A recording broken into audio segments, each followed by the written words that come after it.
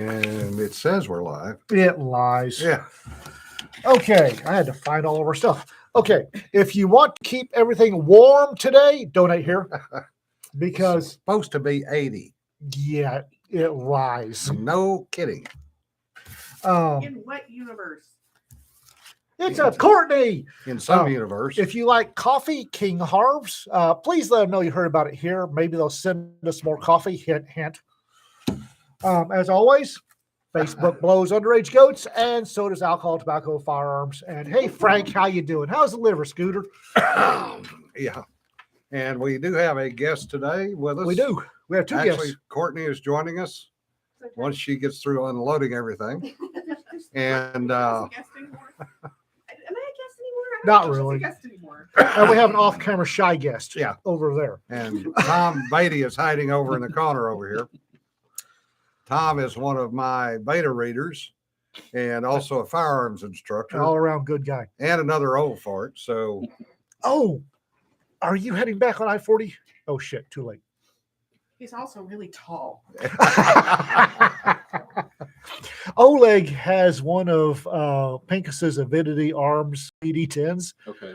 Yeah, he's having issues with it. And apparently, Oleg, who may not be the most tactical person you've ever met, but knows how to shoot, Mhm. he is being accused by the brain trust behind the PD10 of being limp-wristed when he shoots.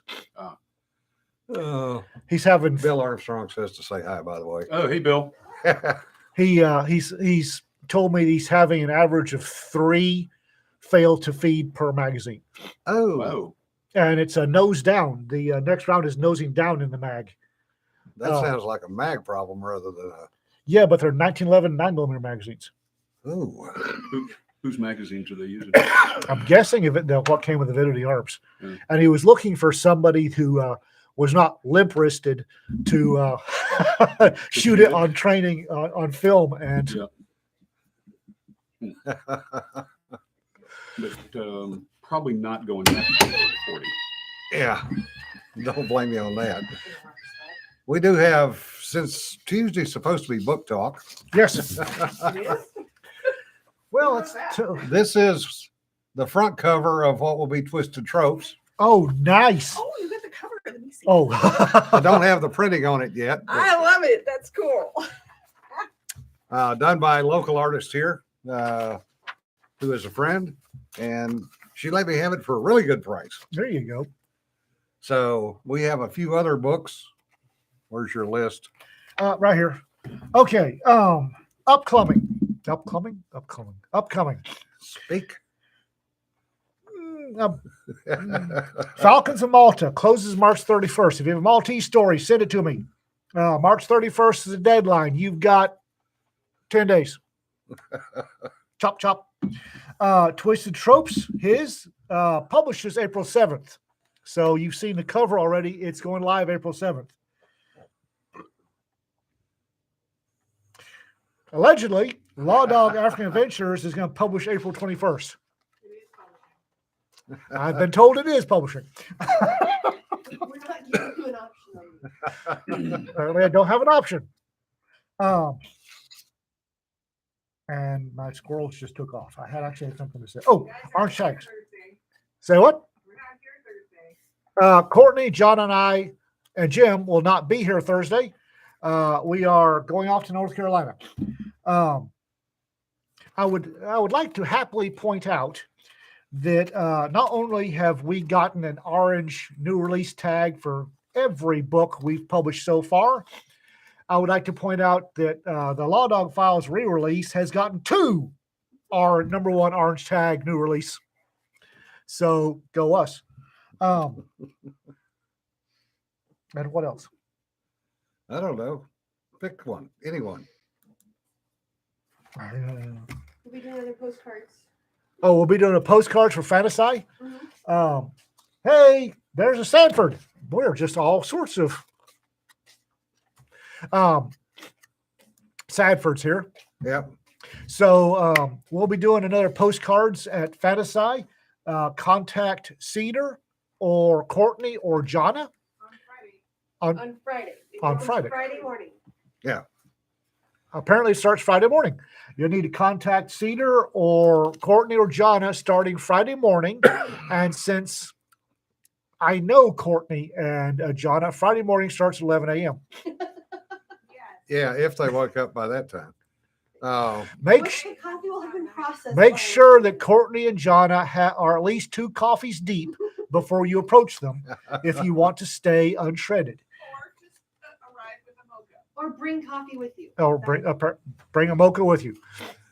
One other book that I do want to announce is Robert E. Hampson has just released The Moon in the Desert. Speaker to lab animals, Yeah. as you may know them as. And since Rob is actually a real scientist, he took, Not according to the internet. yeah, whatever. And his fascination with $6 billion man and turned that into what it would take to actually do that today. Well worth reading. Well worth reading. The inside joke there is Rob is he's very big brain, a big brain science out North Carolina ways. And he got in an argument on Facebook Yeah. with a lady whose vast repertoire was making homemade candles. What? And so And soap. Yeah. I decided to take him to task over a scientific thing he was talking about. That did not end well. Just gonna say. Well, for versions of Endwell, we all got a laugh out of it. I thought it was funny as hell. Yeah. So Rob, but Rob really is a brilliant scientist. The one place you don't want to be is sitting at a table with him, Chuck Gannon, Les Johnson, and Ken Roy, because the conversation gets about 6 feet deep I just bring About- the booze and listen. about 2 shakes of a wives' tale, and it's gone. Oh yeah, And unless you are a PhD, they're using words about that long, and everybody's going I'm going more booze. yeah, Google is your friend. I can't Google that fast. yeah, Well, just remember, a PhD tends to be the world's foremost authority on the world's tiniest subject. oh yeah. Well, it's Rob. It doesn't exactly apply to Rob. Yeah. Now, most of them it does, but Rob is a well-rounded individual. Yeah. Very nice man. I used to work with a PhD named Dave King down at NORDA many years ago. And Dave hated to be called Dr. King, first. And secondly, he smoked a pipe and he did wear the tweed jackets with the leather patches. I'll get one of those. And I he think I said, got one of those. if you spend enough time at sea, you will get used to wearing something like this all the time. But he said, yeah, I'm a PhD. I have 2 of them. He said, which means that I know absolutely everything there is to know about a microcosmic piece of shit that nobody else in the world cares about. And Well- I don't either anymore. One of the things I like about Speaker is when he gets to a con. We saw this at FinCon, and I was laughing my ass off because he introduced himself as Rob. Yeah. On the panels. Hi, I'm Rob. Unless somebody gets out the big words during their introduction, and then he goes ahem, and starts going through his CV. Yeah, Ouch. which might have happened. Oh yes, Tom is down to attend TACCon, TACCon, which is a and I hate him.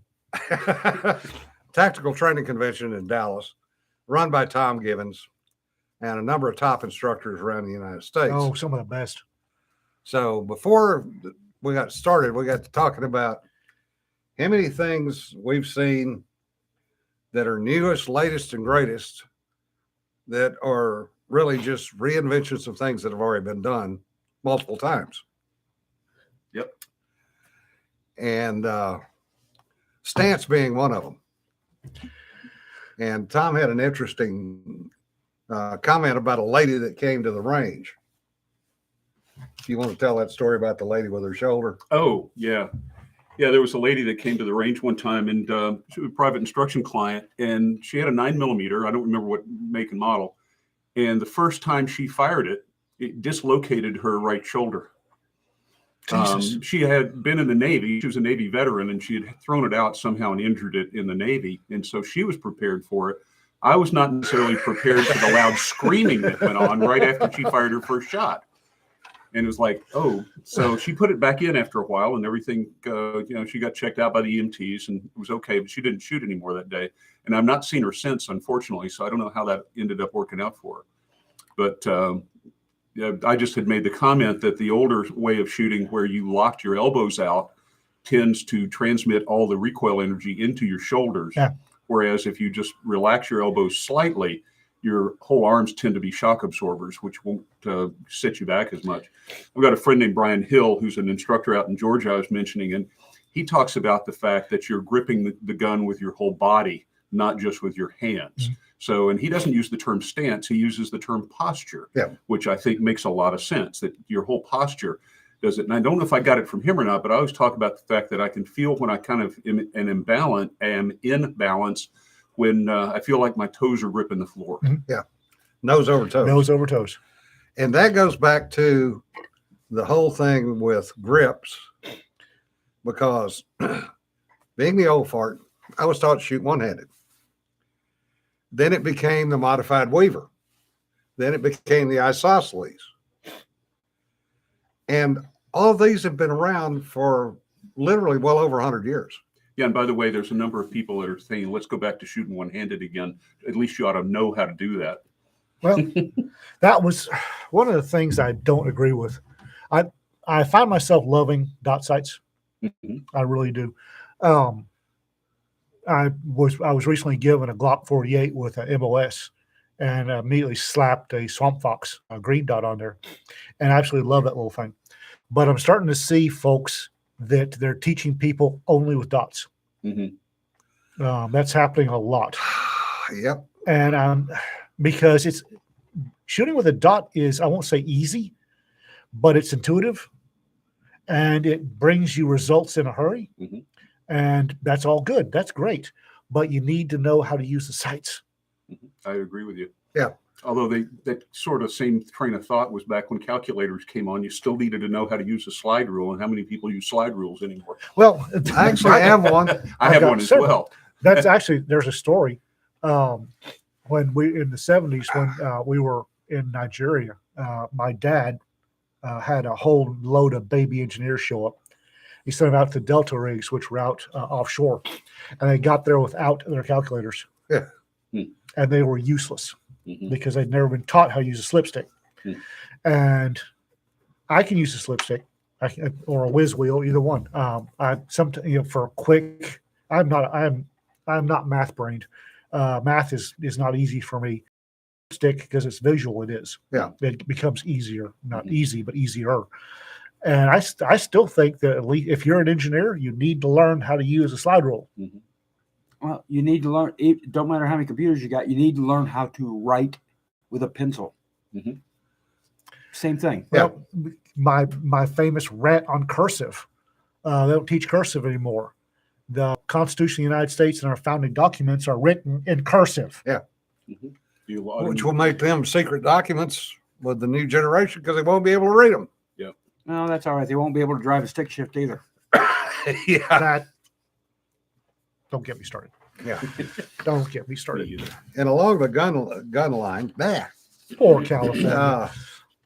federal judge in California struck down handgun requirements. I wish I'd have printed this bigger, because this is freaking tiny. Anyway, a federal judge in California ruled yesterday, that provisions of the state's Unsafe Handgun Act are unconstitutional. Oh, Ouija. Yeah. So it's going to get really interesting, because potentially what this does is throw out the California gun registry, because right now in California, you cannot buy a gun newer than 16 years old. Why the anybody lives in California? I will still. I don't Hush. understand. Enforcing the requirements in plain language text of the Second Amendment, and the government fails to point out point to any well-established or historical analogs that are consistent with them. These requirements are unconstitutional and their enforcement must be preliminarily enjoined. So what this does is the California handgun roster, which is what I was talking about, basically has not approved a gun in 16 years. No. Yep.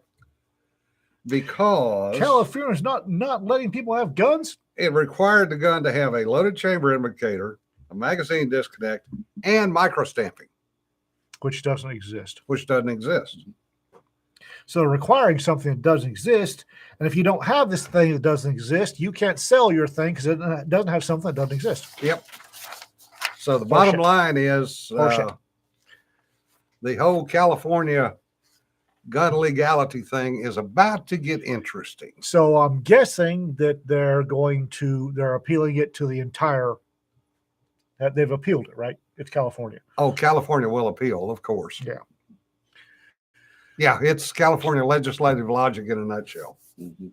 What I find funny is I actually know one of the guys in the suit because he was with Cal Guns. No, Uh, you know somebody. Hush. And he actually is participating in the suit as one of the class action members. So, yeah, logic is not necessarily kind to California. No. Any state that is very blue. Yeah. New York, northern Illinois, the greater Chicago. Yeah. Oregon, Yes. Mass. Yeah. None of them have anything resembling logical gun laws or anything sensible, because it's all about how they feel about the guns, not what the guns actually are. Oh, yeah. Yeah. Well, New Jersey, Hollow Point or a self-defense round is illegal in New Jersey. It's got to be FMJ. That's why. Unless you're a police officer. Unless you're a police Yeah. officer. And some departments don't, and it has to be signed off on by the police chief. But Some if you're a departments- police officer, you cannot carry anything other than FMJ when you're off duty, even with your duty weapon. Yeah, it's weird. It is. But it's the feels. Yes, Yeah, the fields. It's always the feels. I am currently shopping around for a new pickup or a pickup that's new to me. And I was shocked to discover that spare tires on pickups are an option. Nowadays, yes, Yeah. that is strange. Okay, that's something. I was at the Nissan place and there's one I kind of liked them because I'm crawling all over it. It's like, where the hell's the spare tire? Oh, there's not one in this, sir. It's a pickup. Why is there not a spare tire?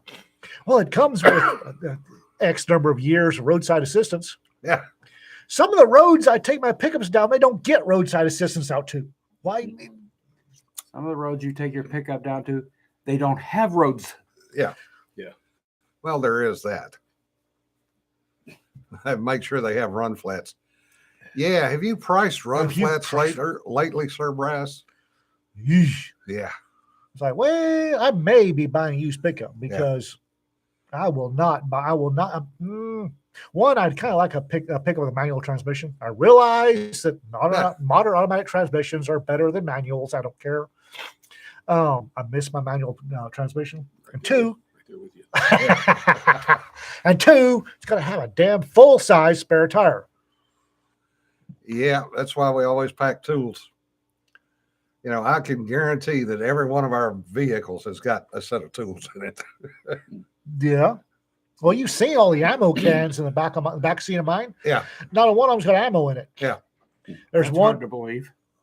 No, the ammo is just in loose boxes and Yeah. magazines in the back. I And can't. rolling around in the floorboards. Yeah, I can't go through Illinois with all of the rolling ammo. Matter of fact, I've got AR-10 mag. I was looking for something, and there's this AR-10 magazine loaded that I forgot I had.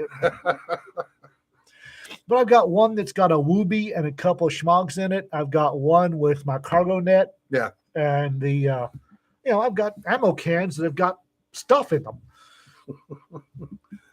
just slap on the brakes, all the ammo rolls forward. It does. Oh, okay. I can reload now. I can't take that pickup anywhere east of the Mississippi because somewhere will arrest me. Just Or south of the Rio Grande. Yeah. Not that you would want to anyway. these days, No. no. Well, put a Modus on the back end of it on a post, and do it in a convoy. And You can't do a Modus. You got to do a Duska. Mm, Either way. Yeah.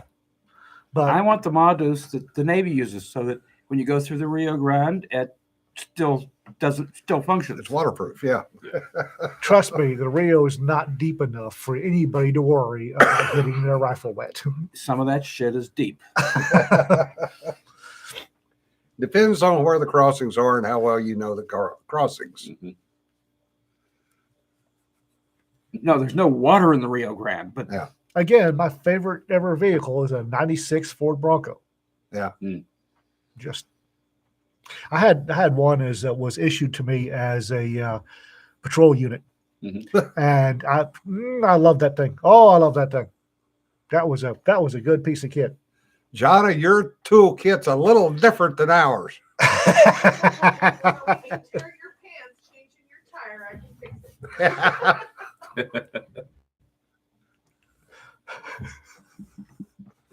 No, I've got all these. I've got all these ammo cans and all. One of them's actually got ammo in it. Mine are at least full of ammo. Cases in the back of Ian's truck when you're going to the airport. Yeah. Say what? So, all my friends have loose ammo in their car. Oh, Brass, right? So what happens when you throw your suitcase in the back of that and go to the airport? it gets And set nitrites off on a it. goddamn alarm. Everything gets searched and everything gets wiped out. Thanks. They pick it up off the floor. Yeah. Yeah. Oh my God. Oops. Yeah, Oops. I've got a GMC, and I habitually flop up the rear seat, and in the back behind is got, and we'd been out to the range. Yeah. And I picked up brass because it was the law enforcement range. I don't want to leave brass out there for multiple reasons. And I had a bucket of brass that fell over, and I was taking Johnny Airport. I just threw her bags, and it was on top with all this about 200 rounds empty brass. I got a nasty text. Yes. There are a number of mistakes that we chronically make.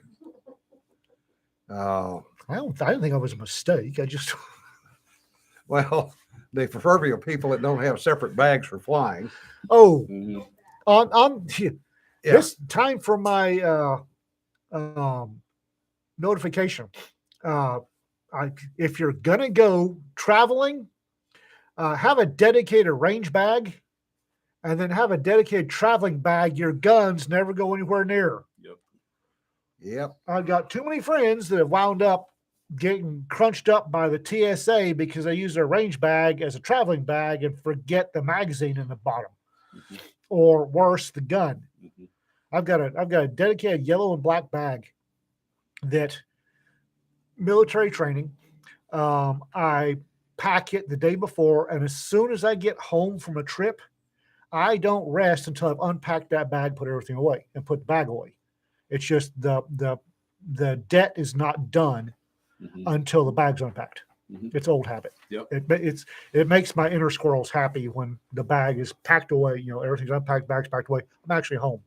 The 2 beer rule. You never relax till you're on your second beer. Mhm. Well, I can't relax till my bag's unpacked. And that bag never has a gun. It's my carry-on and never has a gun or ammunition going anywhere near it. Now I've got a sniper bag that makes Salt Lake City PD really nervous. That it's never carry on, so always check luggage. And that one, that's one my gun's going. Mhm. But that's dedicated, checked, and the yellow and black is dedicated carry on. That way I don't get jammed up, because you get caught with gun or ammunition, you don't just lose your favorite knife. You wind up Mhm. legal consequences. Yeah, Carlton, I'm not sure which story you're talking about with James Cochran. There were a number of them from the range trips. I screwed up in Australia because You can stop right there. I made the mistake of saying, Damn, that's surprising because I took this thing to the range the other day. Because the bag that I normally carry in my carry-on broke. So I had to scramble. So I ended up grabbing what had been a range bag. And as John has said, it got tore apart. Yeah. And I kept wiping it and going, why can't we pick anything up? Are you sure? You know, and I mean, they've got everything out on the counter and they're scraping the inside of the bag. And I've had Yeah. that happen before. why is this not showing anything? Yeah. Salt Lake, my what I call my sniper bag is an old 511 Overwatch, which was the best piece of kit 511 made. I don't know why they stopped making it. It's a basically a duffel bag Mhm. and it unzips in a shooting mount, which I've never used. It's kind of cool. Oh, yeah, Carlton. I remember that. He had the accident on the highway, the door and a flood of brass rolled out the road. But I was, and then, like I said, nothing in my luggage is yellow except this one bag, Mhm. and that is my dedicated carry-on. So if it's yellow, it's carry-on. Guns don't go here near it. Yep. So, and this sniper bag is my checked. So I check it at DFW, and I'm going to get it. Jim was laughing his ass off at it. I'm going to get it at Salt Lake City, and I'm sorry, sir, is that your bag? I said, yeah. And I look over, and TSA with 2 Salt Lake City Airport PD officers are tearing it apart. This was checked. This was on the back end of the flight. Yeah, after I'd landed at Salt Lake. Okay. It's like, sir, there's explosives. No, there's nitrates or Yeah. both. There's not explosives. Well, sir, our swabs say that's inbound. If it had been a problem, it'd already be all over the news. I think y'all can unkink your sphincters, which is apparently not the right thing to say to TSA at Salt Lake City. No, that's because every TSA agent out there knows they're full of shit. Yeah. Hmm. Well, my favorite one was Dallas, where the the Texas Guard was going back to downrange. Hmm. They'd been home on their 2-week leave, and they're kitted up. They've got the guns with them, everything else.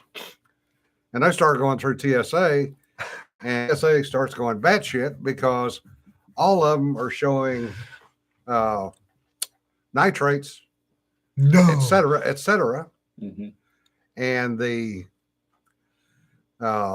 first sergeant went over and got in the face of the 3-stripe TSA guy and said, you realize these people just came from fucking combat. They're fucking going back to fucking combat. And your fucking machine is picking up the goddamn PETN off their fucking boots. Now get out of the goddamn way because we're going to load airplanes. And all these guys and girls had their guns with them too. Hmm. One of the happiest memories was one of my happiest memories was a stewardess coming over the intercom saying, I can't believe I'm about to say this, but please make sure your assault rifle is stowed in the overhead compartment. Oh, that's right. In the Navy, they made them lay them down on the deck pointed outboard. Hey, please make sure your assault rifle is stowed in the overhead compartment. Oh, Last time I flew with an assault rifle, you put your helmet on top of it, laid your arms across I it, wouldn't slept. sleep. Yeah. I with it just vertical. You boink right into the rifle sights. That's why you put your helmet on it. And claps the buttstock down, and it's just Claps Of course. stock. Oh, the Hush, things hush, are dinosaur. good. Hush, dinosaur. Of course, that was back when the webbing on the C-130 gave you a thong about hour 8 of your flight. Thomas, Yeah. a lot of flinching over here. God. 1-inch cargo webbing gave you a thong. Are you saying that it's changed since then? I don't know. I haven't been on a C-130 since then. No, it's still the same webbing. Same stuff they used in the 60s. Oh, It's exactly the same stuff from the 60s. And don't you love movies where people can be on board a C-130 and they're talking in normal conversational tones? Yeah, bullshit. right. Bullshit. What I like is you get these big, bold, manly men, 18, 25 years old. And you get on the C-130 with them, and you're cheek to cheek because there's no room on it for the number of people you got shoved in there. currently envying sardines. Yeah. And you're sitting there and they're all laughing and joking. And then they start the engines. And suddenly everybody's going, oh. My thing I hate is the movies where there's people walking up and down the rows of soldiers sitting in the C-130. Where? There's no room to do that. You can step on the knees, maybe. Easier to walk on the helmets of the rifles between the knees. Yeah. Walking back and forth, giving And the speeches. C-130, when it's flying, is cold. Yeah. We had to take one up to Alaska because we were hauling some equipment. And it was a Marine C-130. Don't know how the hell we got it. I think they got lost. Anyway, so we're riding up to Alaska with it. And I walked back to the back of the bus and reached up and grabbed the stringer because it was bouncing a little bit. I went, damn, there's frost back here. Mhm. I walked back up to the loadmaster and said, hey, Sarge, there's frost back there. He goes, yeah, fucking heater ain't working right again. Oh, well, There's a heater? Yeah. That's news to me. Yeah. Well, I'd He be said- I'd he be said- kidding. Remember in the 80s, the cold weather cap? Mhm. That was my C-130 cap. well, I never had any trouble. We were always packed so tight the body heat would keep you warm. Ugh. Now, in the summertime, on the other hand, Ugh. the smell was enough to. Oh, yeah. Somebody would always puke, and it would always set off somebody else. Mhm. Every time. Oh, you had not seen puking till you see 900 Marines puking simultaneously. This is why I went Army. Yes. Only the Marines. And that could- got an expression at the top. Yeah. Oh, God. That was on the Westpac Express out of Naha, Okinawa. 2009, I guess. Westpac Express was an Austal built by Austal down in Australia, a swath hull boat. And it was the prototype for the fast deployment boats that the Navy is now getting. Well, they had it in Okinawa for a test. Hmm. So they were loading Marines, and it could also load a few tanks on it. But it could do 40 knots in a Sea State 5 or Sea State 4, which is quite high sea state. So they loaded them up and they were taking them up to Korea for an exercise. They went around the south tip of Okinawa and they hit major storm surge. And they were taking belly slaps, which was 16, 17 foot waves. Were slapping the belly between the hulls. Mhm. And apparently one Marine puked. And that's all she wrote. And they literally turned around, came back in, and we were getting ready to load out. And we were loading out, and they came into the pier behind us, and these guys are coming off, and they're covered in puke. And the wind changed. We're all going, oh my God. And I noticed the bridge crew is all out on the bridge wing. Upwind. Yeah. So about 2 hours later, see the master walking down the pier. I went, I thought y'all were going to Korea. What happened? You break something? He says, no. He says, I got 900 Marines puking simultaneously. He said, I had to turn around and come back. He said, there was no way in hell. He said, we were puking on the bridge because of the smell that was wafting up the stairwell. C-130s are the reason that I can sleep on planes. Yeah. It drives Rita slightly nuts when we're flying, and she looks over, and because wheels leave the tarmac, I go to sleep. Mhm. That's just, Doesn't everybody? apparently not. Yeah. There are people who do not fly well. Rita loves the going new places part of flying, but the actual flying makes her a little nervous. She's never slept on a plane. And she looks over, and my head's doing the bomb, and we're over the Rockies, and I get pinched. I do not mind flying. I can fly anywhere. It won't bother me. What I hate, frickin' American airports, especially now the TSA makes them worse. Yeah. Yeah, the Actually, Rick, what they did was made the Marines come back and clean the ship. Submarines have a bigger problem though, because they tend to roll. I don't like. Because they're rounded, and especially off the East Coast, it's a major problem because you've got to get out a number of miles before you can actually submerge because of the continental shelf.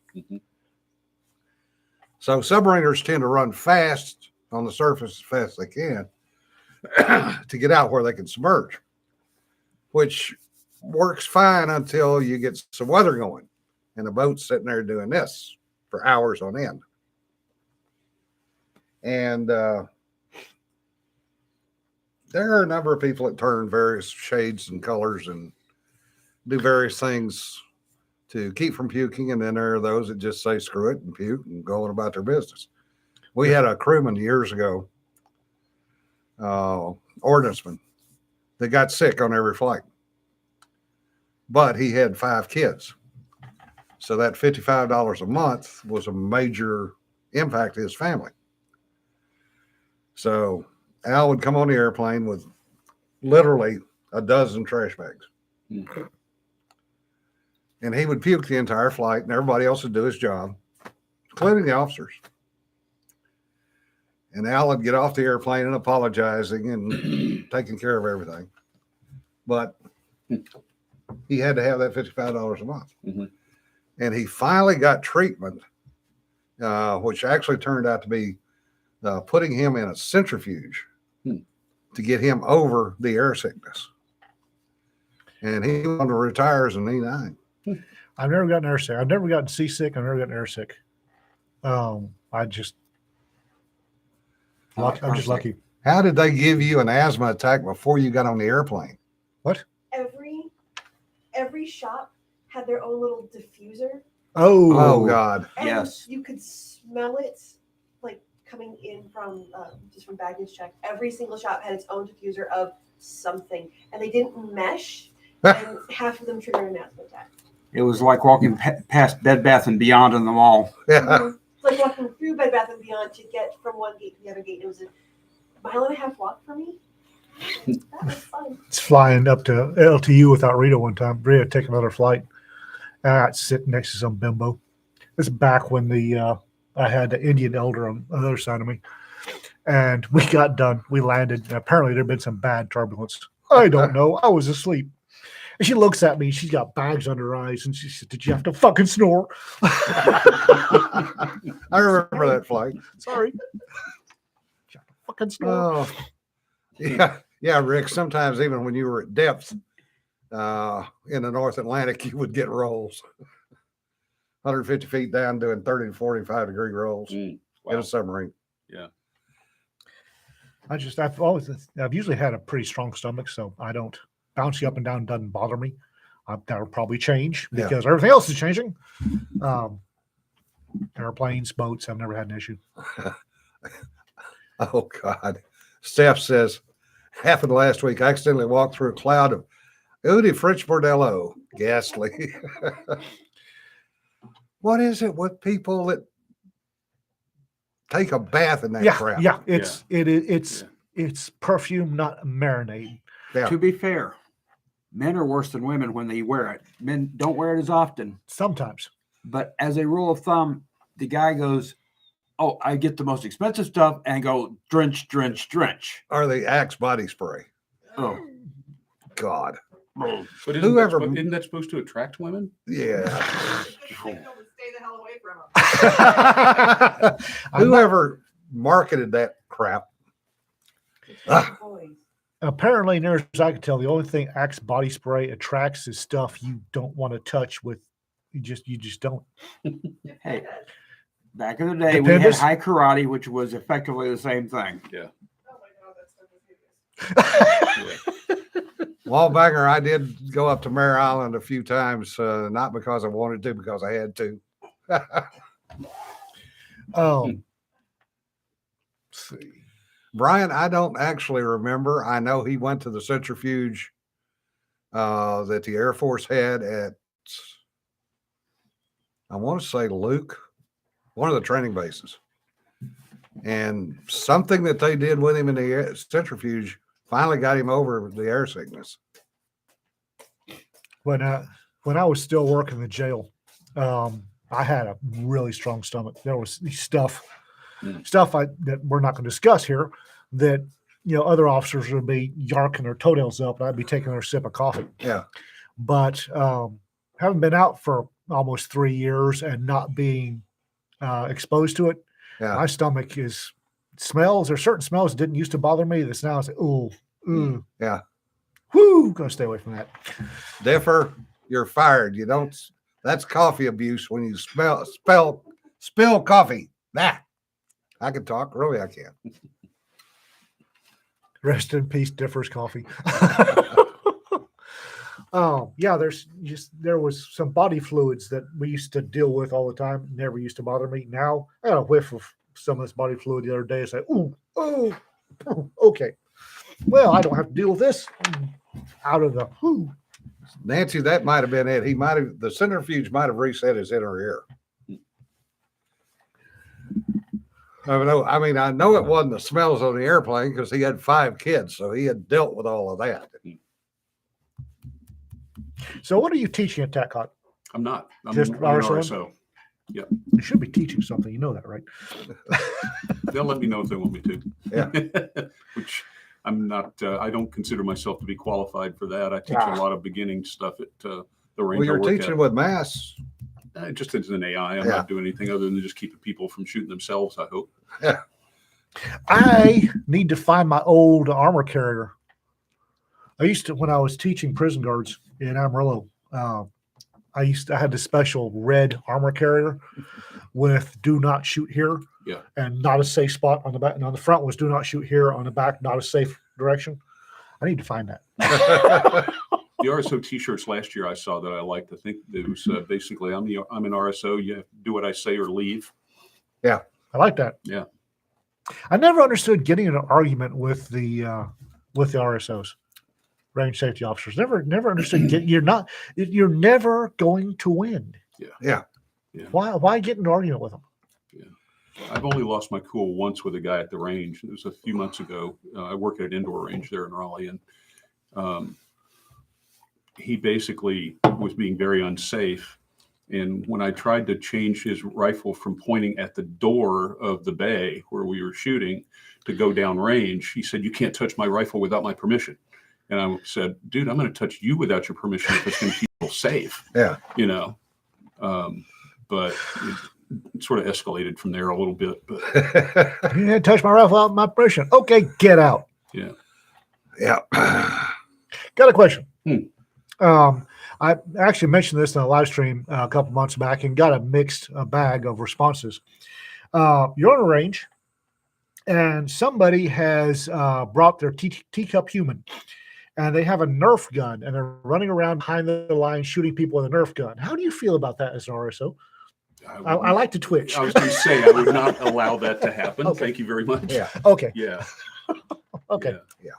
Ugh, no. We have a range share that we will not go back to because That happened to Yeah. us. That's crazy. Yeah. Yeah. yeah.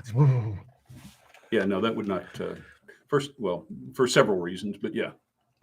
I mentioned that, and I actually had some people go, "Why? Don't worry about it.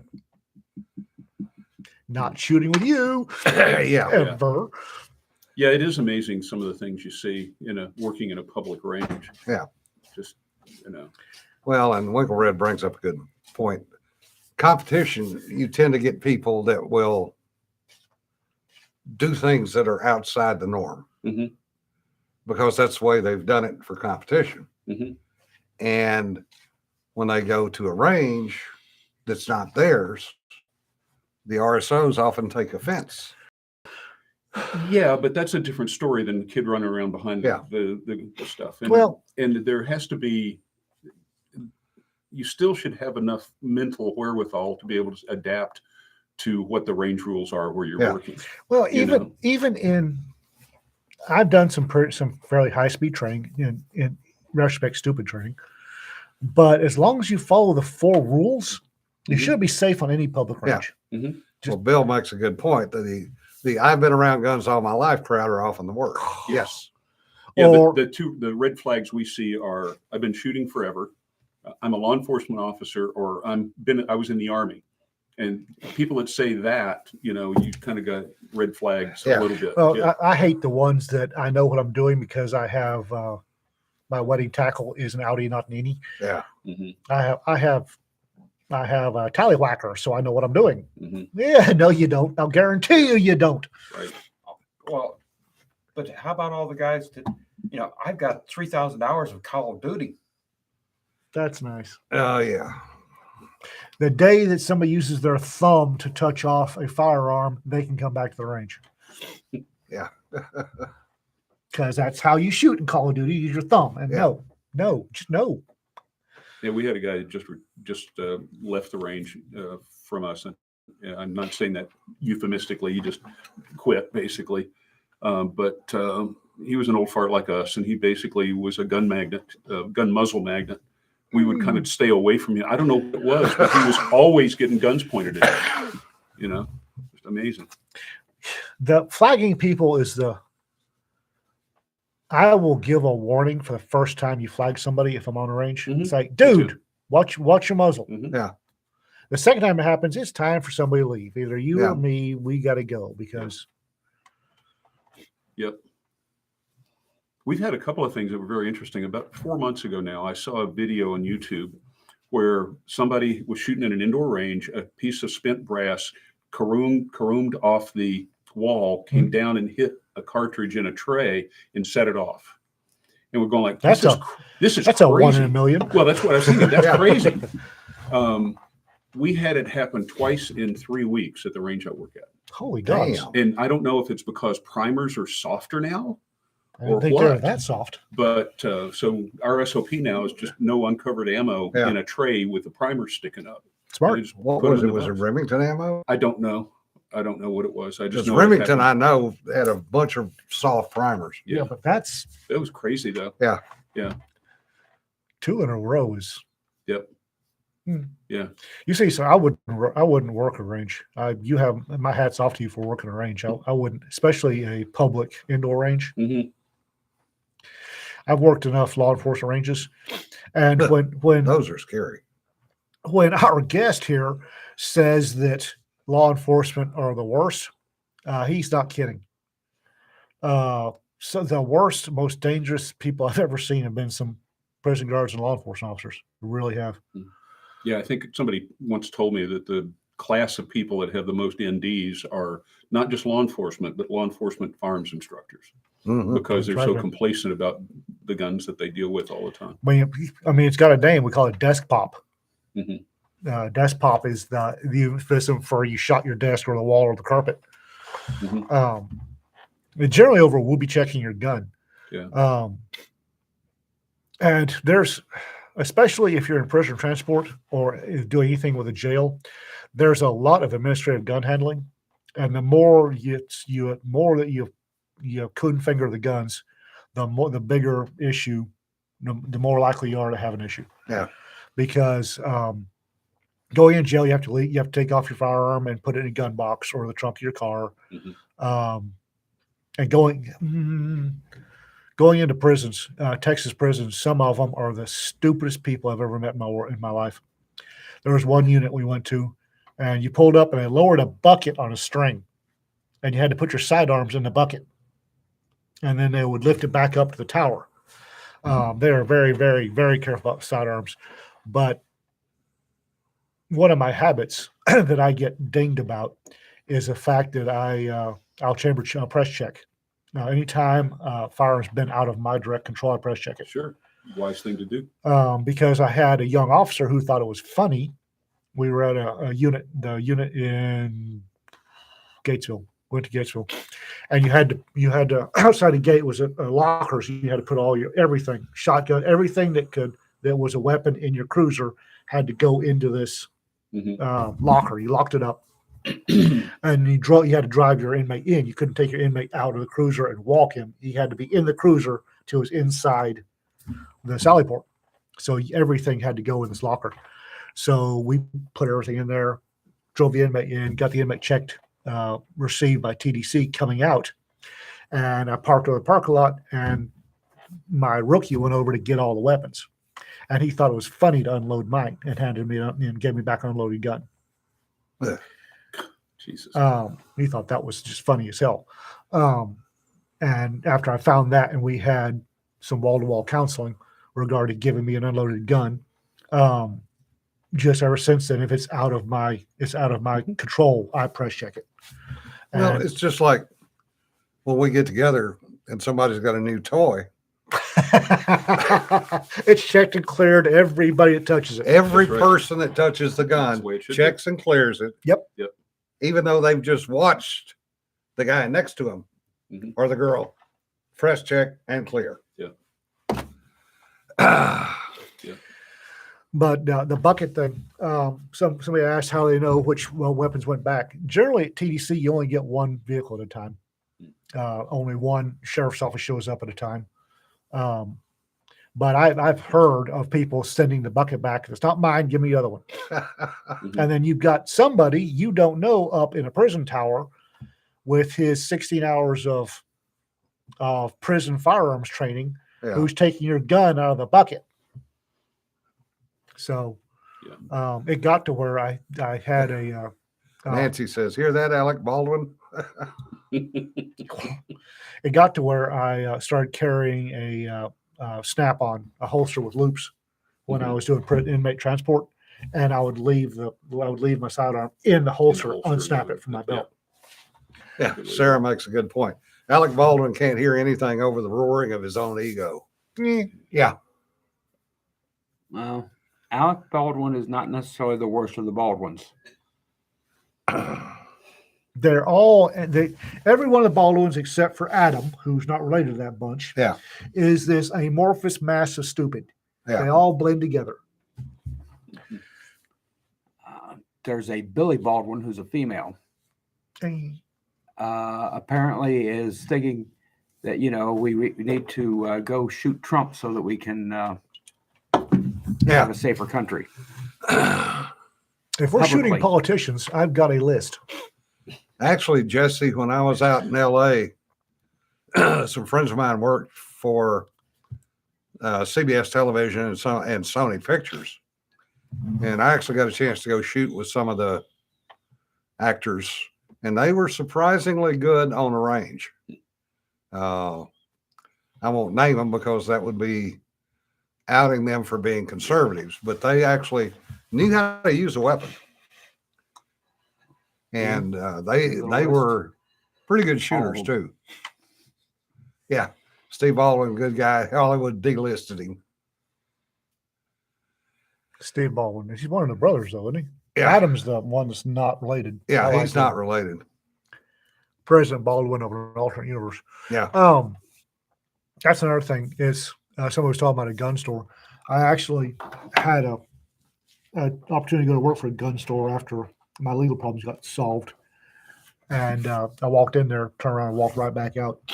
Gun stores hire some really bright minds behind the counter, and they hire some wingnuts. Yeah. They hire some total box of rocks people. Yeah. I think the one gun store behavior that drives me crazier than anything else is when they pick up a gun and they hold their hand over the muzzle Oh, to look at it. oh, Mhm. yeah. Oh, it's unloaded. I don't care. Four rules. A friend of mine had for years a divot starting just about at his wrist, all the way down between these two fingers, from an unloaded 45.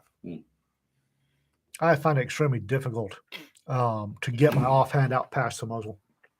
Even Yeah. It doesn't like to be out there. Yeah. It doesn't want to be past the muzzle.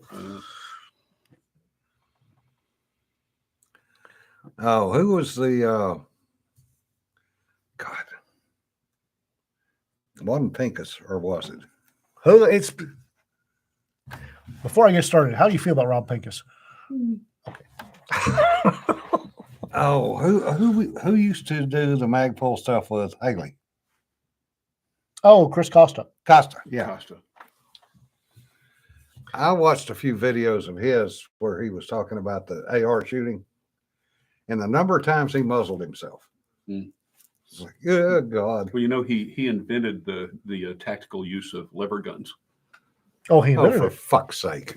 I did see on YouTube he's doing a lot of lever gun videos. Mhm. He's using a 45-70. Not the most tactically. I would go Well, he lives. I think he lives out in Colorado or out west someplace. So Wyoming, he I might think. get attacked by buffalo, by bison. But The tactical use of the lever gun goes back to the 1860s. get till the first lever gun got in somebody's hand. Tactical use of lever gun. Okay. Now, granted, we do need some people teaching how to run a lever gun because I guess it's tactical if it has a rail on it and a red dot, right? rails chew up my hands. I just took a class called Social Lever Gun from an instructor in Georgia named Lee Weems. Lee Weems is good. Is He's good, got folks. some good stuff. He's Yeah. a really good guy, a good instructor. Lee Weems is good, And folks. it was a very useful class, 1-day class. Social lever guns. Social Lever Gun. Yeah, because I'm glad Lee's a good instructor. I'm glad he's teaching something. There does need to be something about lever guns. I think Clint Smith has done in the past at least a lever gun class at Thunder Ranch, I believe, That was Sweet. a lot of years ago, but that though. may not be recently. Because there are people that run classes on bolt actions, obviously semis, but lever actions just kind of get left out in the cold. Mhm. And there's one thing: if you walk into any gun store or pawn shop in any small town anywhere, you're going to find at least one lever gun. Yeah. And Bill said getting people to sign up for that lever gun class almost as hard as getting them to sign up for medical. For your squirrels. Seriously, Seriously.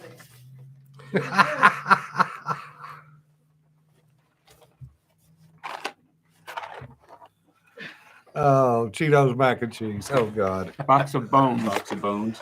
Oh, good Lord. Shit here. Oh, I did not realize that, Raptor. It says Clint does old guns at least once a year, everything from single shots to Garands. well, the lever guns are coming back, especially with Ruger having taken over Marlin. Mhm. Yeah. And Ruger actually bringing out some good Marlins. Yeah. Marlins QC, and I love Marlins. Marlins QC took a nosedive after Remington bought them. Yeah. It took a bad nosedive, especially with the lawyer button, which just drives me up the wall. I like But my old 39A. That's a great little teaching gun. Mhm. Rita's got a Browning Browning BL-22 with a short throw, and she loves that rifle, and she can make it dance, and that's fantastic. But That's cool. the lever guns are making a comeback, like I said, especially with Ruger having taken over Marlin and actually putting some love into Marlin. The lever action is the quintessential American gun. Yeah. It really is. John Van Strive brings a good point. Lever guns do love oil. Yeah, you got to keep them wet, Most Yeah. guns do. which is the kind of the antithesis of a lot of, especially revolvers, where you don't want them too wet. Right. Well, there's always that narrow Goldilocks zone Yeah. for every gun.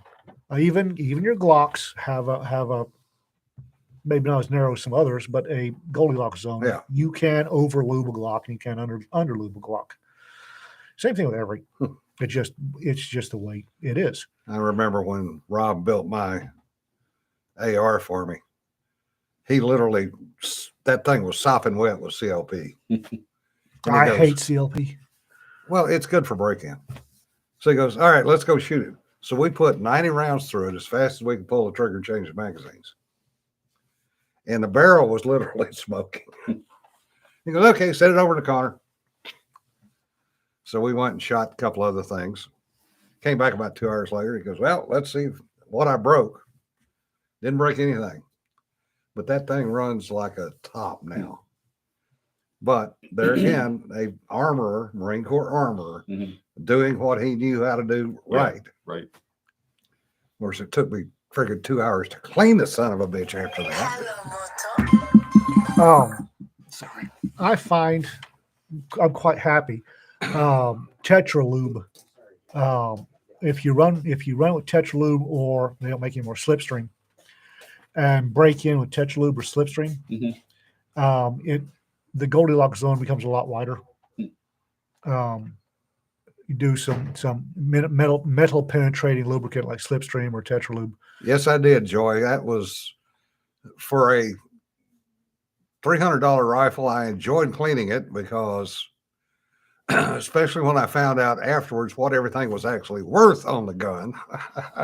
But it's much like cars. Guns tend to need a bit of a break-in. Oh yeah. I won't carry a gun for personal protection until it's had at least 200 rounds through it.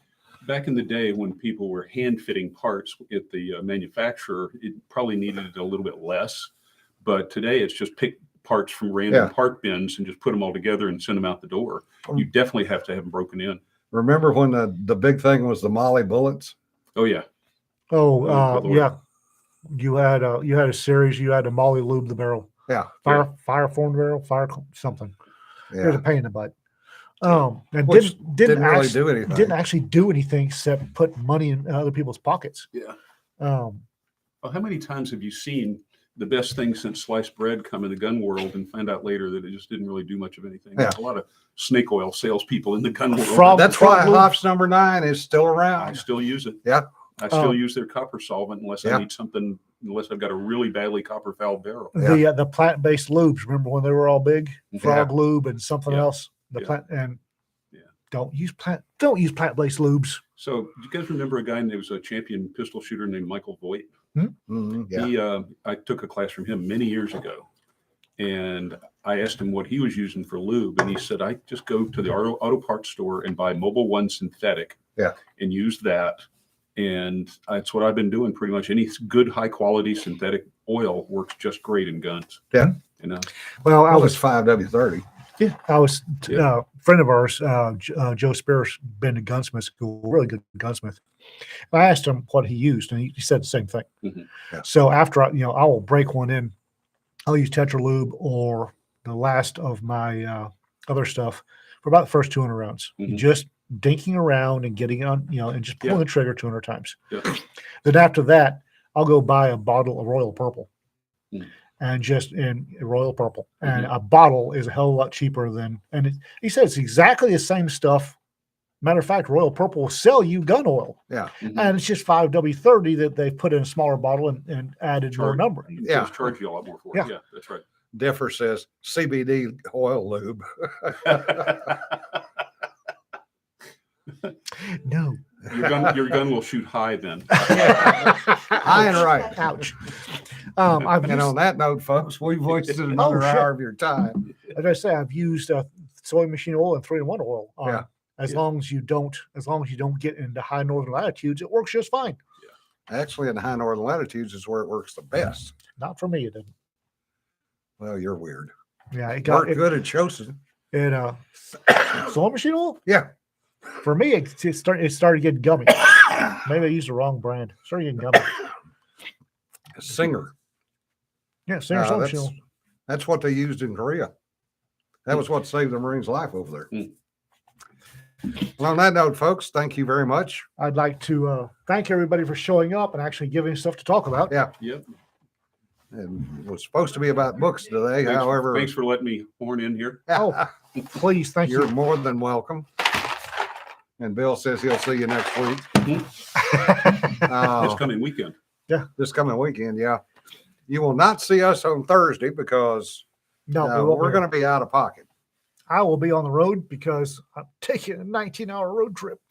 Oh, well. Hey, but you've got good company. Yes, I do have excellent company.